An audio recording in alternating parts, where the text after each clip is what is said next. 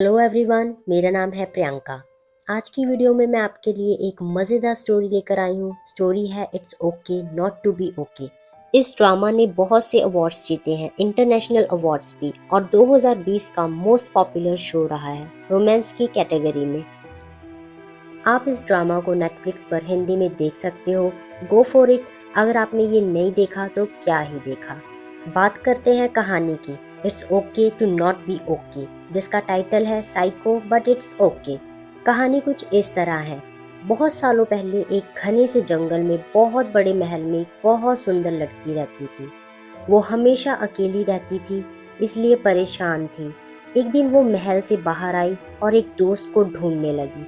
उसने उन्हें बहुत से प्यारे खिलौने दिए, पर किसी ने भी उसे अपना दोस्त नहीं बनाया। सब उससे डरकर भाग गए।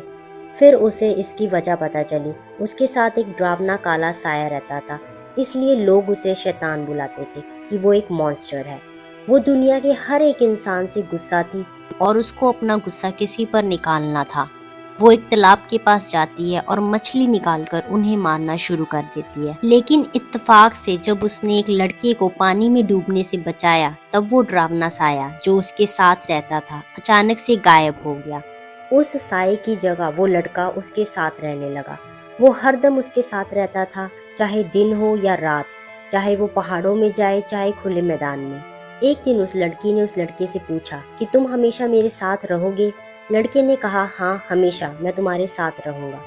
उसी वक्त वो लड़की एक तितली को लड़के के सामने मार देती है। ये देखकर लड़का डर जाता है और वहां से भाग जाता है। वो लड़की वापस अकेली पड़ गई। तभी मौत का साया वापस आया और उसके कान में फुसफुसाया, कोई कभी भी तुम्हारे साथ नहीं रहेगा, क्योंकि तुम एक चुड़ैल हो, एक मॉन्स्टर। ये कभी मत भूलना, समझ में आया? वो डरावना साया उस लड़की की माँ होती है। To be continued. ये कहानी का एंड नहीं है, कहानी यहाँ से स्टार्ट होती है। वो सुंदर लड़की को मुनियोंग और हैंडसम लड़का मून गैंगतेई एक दूसरे से दोबारा मिलते हैं। इनकी लव स्टोरी की शुरुआत कुछ इस तरह से होती है।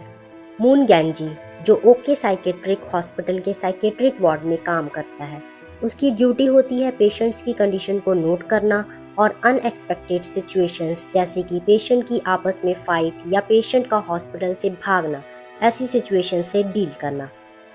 को मुनियोंग एक फेमस चिल्ड्रंस बुक की राइटर होती है, जिसको एंटी सोशल पर्सनैलिटी डिसऑर्डर होता है और बहुत सेल्फिश, रूड, एरोगेंट होती है। अगर उसे कोई चीज़ पसंद आ जाए तो वो उसे हासिल करके ही रहती है। मून सेंगजी मून गैंगजी का बड़ा भाई होता है, जिसकी दिमागी हालत कुछ ठीक नहीं होती। बचपन में उसने अपनी माँ का मर्डर होते हुए देखा होता है। मर्डर करने वाली की जैकेट पर बटरफ्लाई होती है। मून सेंगजी जब भी बटरफ्लाइज को देखता है या उनके बारे में सुनता है तो उसकी दिमागी हालत बहुत ज़्यादा खराब होने लग जाती है। मून सेंगजी ड्रॉ बहुत अच्छे से करता है और वो को मुनियोंग का फैन होता है, जो चिल्ड्रंस बुक की राइटर है। जिस हॉस्पिटल में मून गैंगजी काम करता है, उस हॉस्पिटल में कु मुनियोंग अपनी न्यू बुक की कहानी बच्चों को सुनाने आती है। मून गैंगजी को जब पता चलता है कि जिस राइटर का उसका भाई फैन है, वो उससे हॉस्पिटल में मिलने आने वाली है और बच्चों को अपनी बुक की स्टोरी रीड करके सुनाने वाली है, वो ये बात अपने भाई सेंगजी को फ़ोन पर बताता है। ये सुनकर सेंगजी बहुत खुश हो जाता है। मून गैंगजी उसको प्रॉमिस करता है कि वो कु मुनियोंग का ऑटोग्राफ उसे लाकर देगा। इंटरेस्टिंग पार्ट, मून गैंगजी की मुलाकात कु मुनियोंग से हॉस्पिटल के गार्डन में होती है, जहां वो कु मुनियोंग को सिगरेट पीने से रोकता है। दोनों की बहस होती है। जब कु मुनियोंग मून गैंगजी की तरफ देखती है, कुछ पल देखती ही रहती है और बोलती है, क्या तुम किस्मत पर यकीन करते हो? मुझे इसका जवाब चाहिए। अगर कोई तब आए जब सच में उसकी ज़रूरत हो, और उसे कहते हैं किस्मत। ये बोलकर वहां से चली जाती है। कु मुनियोंग हॉस्पिटल में बच्चों को कहानी सुना रही होती है। कहानी के बीच में एक पागल पेशेंट वहां आकर हंगामा मचा देता है। कु मुनियोंग पर हमला कर देता है, उसका गला दबा देता है। तभी वहां मून गैंगजी आ जाता है और कु मुनियोंग को बचा लेता है, लेकिन उसके हाथ पर चोट लग जाती है। कु मुनियोंग रुमाल से उसके हाथ के जख्म को बांध देती है ताकि ब्लीडिंग रुक जाए और वहां से चली जाती है। इस बीच मून गैंगजी को मुनियोंग का ऑटोग्राफ लेना भूल जाता है। जब वो घर जाता है तो उसका भाई सेंगजी बहुत नाराज और गुस्सा होता है। अगले दिन मून गैंगजी को मुनियोंग के ऑफिस चला जाता है उसका ऑटोग्राफ लेने के लिए। कू मिन्योंग मून गैंगजी को देखकर बहुत खुश हो जाती है और उससे पूछती है कि तुम यहाँ क्यों आए हो। मून गैंगजी उसको बोलता है कि वो उससे मिलना चाहता था क्योंकि उसकी आंखें उसको किसी की याद दिलाती हैं, एक लड़की जिसकी आंखों में कभी हमदर्दी थी ही नहीं। कू मिन्योंग वही लड़की होती है जिसने मून गैंगजी को पानी में डूबने से बचाया था। मून गैंगजी बचपन से उसे पसंद करता था, उसके पीछे पीछे घूमता था। कू मिन्योंग मून गैंगजेई को अपनी न्यू पब्लिश्ड बुक पर ऑटोग्राफ साइन करके दे देती है और वो वहां से चला जाता है। मून गैंगजी अपने छोटे भाई सैंगजी को लेकर उस शहर में चला जाता है जहां वो बचपन में रहते थे। कू मिन्योंग को जब ये पता चलता है तो वो भी उसके पीछे पीछे वहीं चली जाती है। वहां वो उस हॉस्पिटल के पेशेंट्स को रीडिंग और राइटिंग सिखाने की क्लासेस देने लगती है, क्योंकि वो जान जाती है मून गैंगजी वही लड़का है जो बचपन में उसके साथ रहता था। ये ड्रामा इतना अच्छा है कि अगर आपने एक बार देखना शुरू कर दिया तो आप इसको देखते ही रहोगे। और यहाँ पे एंट्री होती है जूरी की, जो हॉस्पिटल में नर्स होती है और मून गैंगजी को पसंद करती है और उसको अपने दिल की बात बता देती है, लेकिन मून गैंगजी उसे सिर्फ अपना दोस्त समझता है।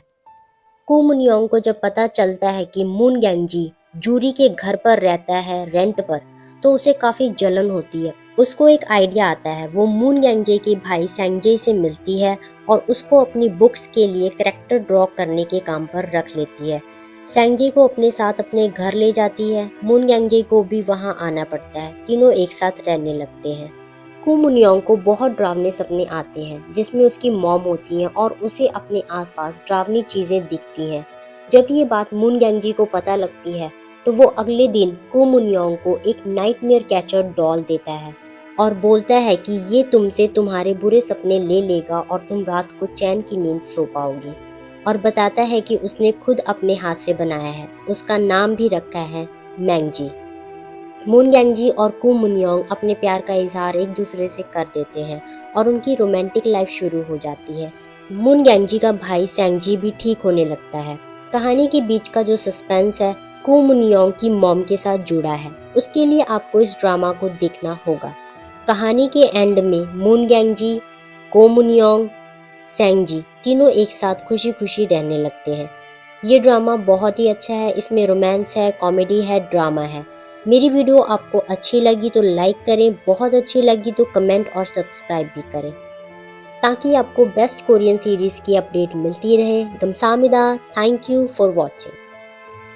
आप इस ड्रामा को एक और वेबसाइट है जहां से देख सकते हो। वेबसाइट का लिंक नीचे डिस्क्रिप्शन में दिया हुआ है।